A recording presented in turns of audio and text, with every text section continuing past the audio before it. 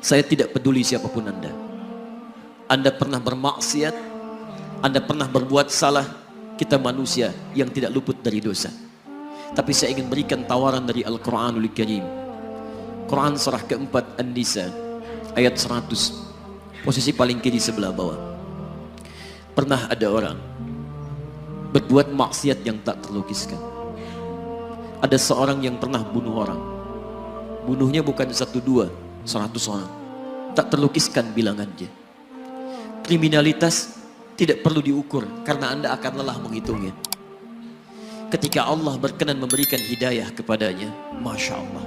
Dan hidayah selalu terbuka pada siapapun sepanjang ia mau mengambilnya sebelum nyawa sampai di kerongkongannya.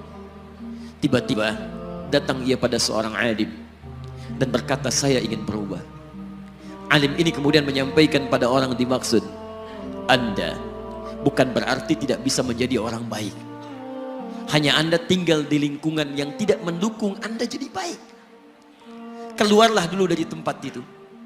Pergilah ke majlis ilmu si fulan, tempatnya ada di sana. Datang ke sana, belajarlah, dan Allah akan bimbing Anda berubah dari keburukan menjadi orang yang terbaik. Didengarlah nasihat alim ini. Berangkatlah orang dimaksud, menempuh perjalanannya. Tiba-tiba Masya Allah, belum sampai ke tujuan, di pertengahan jalan, konon disebutkan lebih sejengkal, tiba-tiba maut datang menjemputnya. Thumma yudrikul maut. Apa yang terjadi? Langkahnya dihitung sebagai ibadah. Dalam terapnya dia beristighfar, tobat kepada Allah subhanahu wa ta'ala. Taubatnya menghadirkan cinta Allah subhanahu wa ta'ala. Quran surah kedua ayat 222 di ujung ayatnya. Innallaha yuhibbut tawwabin. Allah mencintai orang-orang taubat. Dan cinta Allah menghadirkan ampunan bagi seluruh dosanya. Quran surah ketiga Ali Imran ayat 31, paling kiri sebelah atas.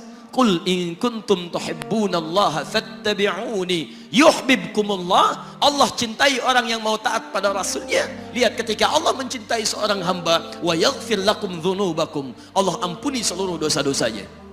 Derap langkahnya menghadirkan istighfar, taubatnya menghadirkan cinta Allah menghadirkan seluruh ampunan bagi dosa-dosa yang ia miliki. Maka apa yang terjadi? Di tengah perjalanan maut menjemputnya, thumma yudrikhul maut faqad waqa'a ajruhu 'ala Allah. Dan pahala diberikan kepada orang tadi. Di jalan, maaf, maut datang, taubat diterima, dosa diampuni, dan amalan didapati dengan derap langkahnya. Maka apa yang terjadi?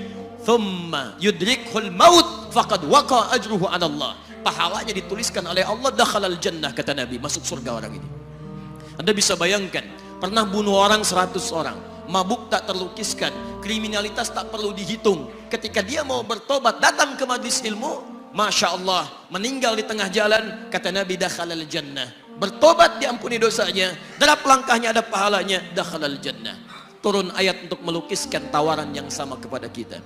Wa may yuhajir fi sabilillahi yajid fil ardi muraghaman katsiran was'a. Siapapun yang mau berubah kembali pada ketentuan jalan Allah, kalau dia masih punya batas-batas kehidupan, kami akan berikan kelapangan di sisa hidupnya dan kelimpahan-limpahan kenikmatan selama dia hidup. Wa may yakhruj min baitihi muhajiran ila Allahi wa rasuli. Namun bila ada di antara mereka baru ingin berhijrah, ingin berubah jadi lebih baik dalam pandangan Allah dan Rasulnya, tiba-tiba thumma yudrikul maut, baru keluar dari tempat dia tinggal, belum sampai ke tempat dia belajar, datang maut menjemputnya. Faqad waqa'a ajruhu 'ala Allah. Kami terima semua amalnya, kami ampuni dosa-dosanya, dan kami tuliskan namanya di dalam surga. Bila 100 orang saja yang pernah dibunuh oleh orang ini, pernah bunuh 100 orang, mabuk tak terlukiskan, kriminalitas tak terhitung, mau berangkat ke majlis ilmu, tak sampai ke majlisnya, meninggal dia, bisa masuk surga. Masa Anda yang tidak pernah bunuh orang? Ada yang pernah bunuh orang di sini? Boleh angkat tangan? Ada polisi di sini, langsung saya sampaikan insyaallah.